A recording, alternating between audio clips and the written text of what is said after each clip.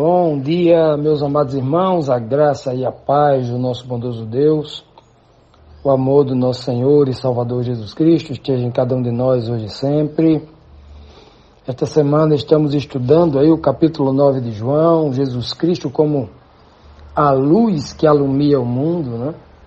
A história lindíssima do homem que era cego de nascença e Cristo o faz enxergar, não só com os olhos físicos, mas enxergar com um discernimento espiritual, assim, muito inspirador. Ontem, no estudo de ontem, nós vimos que os líderes religiosos chamaram o homem que tinha sido curado da sua cegueira e começaram a fazer uma oitiva, uma investigação, inquiriram, ele, para, ao invés de buscar saber como foi o milagre e exaltar a Deus naquele milagre, eles estavam querendo que o cego falasse alguma coisa contra Jesus. Eles disseram: o que você diz dele, desse Jesus que curou você, E aí, como eles não conseguiram,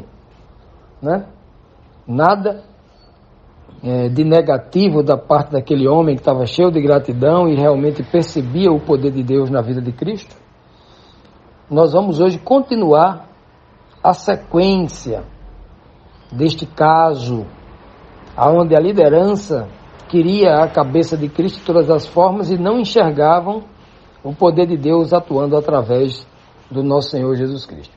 Então, na pergunta 9, nós temos aqui mais um questionamento que diz assim: como o ex-cego não falou nada contra Jesus, que fizeram os fariseus?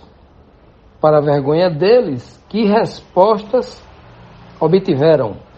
João 9, versículo 19 e 20 diz assim: e lhes perguntaram: este é o vosso filho, que dizeis ter nascido cego?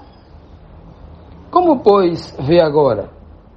Responderam seus pais: sabemos que este é nosso filho, e que nasceu cego. Na continuidade, eles vão dizer: olha, como ele vê, a gente não sabe, mas sabemos que ele é nosso filho e que ele nasceu cego, é cego de nascença. Então, como o ex-cego não falou nada contra a pessoa de Jesus, cuja expectativa era alimentada por aquela liderança religiosa, que estavam com a mente obstinada para fazer algum mal contra Cristo, eles resolveram chamar os pais daquele cego. Como se o cego fosse uma criança, como se ele não fosse adulto para falar por ele mesmo, Mandaram chamar os pais dele. E aí eles começaram a inquirir os pais, para que viu que nada ia conseguir com aquele homem. Então, foram buscar de outra forma. Eles queriam de toda forma inventar uma espécie de... criar algum fato, inventar algum fato, mesmo que o mínimo possível, para ter a desculpa de acusar Jesus Cristo de alguma falta. E assim concluir o seu plano perverso, que era tirar a vida de Jesus, como Jesus já vinha denunciando em vários discursos públicos que eles queriam tirar sua vida, queriam matá-lo, E os pais, categoricamente, respondendo à pergunta, duas perguntas que eles fizeram, Este é o vosso filho, que dizeis ter nascido cego? Essa é a primeira pergunta, Esse é o filho que vocês afirmam que é o cego de nascença? Segunda pergunta: como é que ele vê agora? Que coisa, Veja que são perguntas simples de responder, e eles responderam afirmativamente: sim, esse é o nosso filho, claro. Como é que os pais não reconhecem o filho, Claro, perfeitamente. Reconhece ele antes, quando era cego, e reconhece depois, quando ele enxerga. Pergunta simples, Simples. Mas uma pergunta que é mais praxe de tribunais inquisitórios ou inquisidores, Isso é perguntas de praxe, para ficar registrado o vínculo entre eles, É normal. E a segunda pergunta, também de forma, transviada, uma pergunta na transversal, porque se os pais dissessem, não, ele está vendo agora porque um charlatão fez um feitiço na cabeça dele. Se eles dissessem isso, por exemplo, eles iriam acusar Jesus Cristo de charlatanismo, por exemplo, de feitiçaria ou qualquer outra coisa parecida, sem escutar a pessoa oficial, aquele que era a única testemunha verdadeira do fato, aquele que foi curado, aquele que era cego e que agora via. Então, vocês vejam o absurdo do que a religiosidade é capaz. Ela vai buscar pessoas para que se comportem como filhos de Belial, que se vendem por dinheiro para criar calúnias contra os servos de Deus ou confirmar calúnias contra os servos de Deus. A Bíblia traz, que no caso aqui, os pais aqui do homem que foi curado da cegueira não eram filhos de Belial, eram servos que falavam a verdade. Mas na Bíblia sempre existiu pessoas que a Bíblia classifica como filhos de Belial. Aqueles que são pessoas que não têm respeito pela verdade, que não sabem o que é santidade, o que é lealdade, a coisa correta. Eles não têm interesse, não querem, viver uma vida santa, uma vida ilibada, não tem interesse. E aqui os pais é muito claro, na resposta para eles lá, para os fariseus, que eram os verdadeiros cegos ali. Agora, o que nos chama a atenção, fazendo aqui uma reflexão espiritual mais avançada, mais profunda, é a pergunta e a resposta ali do fariseu, quando ele pergunta aqui, esse é o vosso filho, vocês conhecem o vosso filho. Como vocês explicam que ele enxerga agora? As pessoas vão dizer, não, é nosso filho, mas a gente não sabe como é que ele passou a enxergar. Olhe que cena sendo aplicada a uma visão tipológica, como ela é interessante. Os pais terrenos aqui, você, que somos aqueles que são pais que estão ouvindo aqui esse áudio, que são pais, que se identificam comigo, que também sou pai, se alguém nos perguntasse, meu irmão, minha irmã, como é que o seu filho passou a enxergar verdades tão profundas de Deus? Sabe o que é que eu diria? Eu diria, eu não sei, isso é um milagre, isso é inexplicável. Porque o meu filho, minha filha, que saiu de mim, mas que é melhor do que eu sei, que eu sinto que é melhor, porque todo pai é assim, todo pai é assim, espera que os filhos, os filhos são uma bênção especial que os pais têm, e que sempre vão olhar para os filhos assim. Aí você se questiona, não, eu não sei por que a minha filha é assim, por que o meu filho é assim, eu não sei, só vejo que é um milagre. Eu não sei como é que ele passou a enxergar isso, que eu não tive condição de fazer, que eu não tive condição de mostrar a ele. Aqui tem uma tipologia tão linda, mostrando que os pais deste mundo são incapazes de fazer o que o Pai Celeste faz miraculosamente na visão espiritual das pessoas, de enxergarem coisas tão fantásticas do reino de Deus, da verdade sobre Deus, da verdade sobre a doutrina de Deus, sobre a vontade de Deus. E isso é maravilhoso. Até nesses detalhes aqui nós podemos tirar grandes e preciosas lições sobre o poder de Deus na vida das pessoas, fazendo aqui uma devida comparação. Então, meus amados, quando Deus abre a visão das pessoas, aqui foi a visão física, Visão física. O contexto aqui imediato, direto, é a visão física.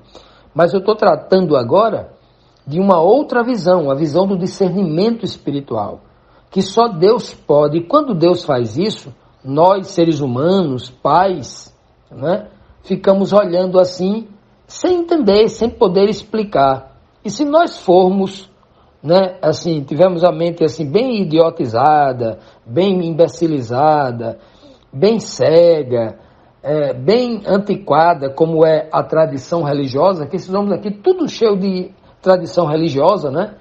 Uma mente muito retrucada, querendo que as pessoas expliquem aquilo que eles mesmos, sendo os donos da verdade, se achavam assim, né?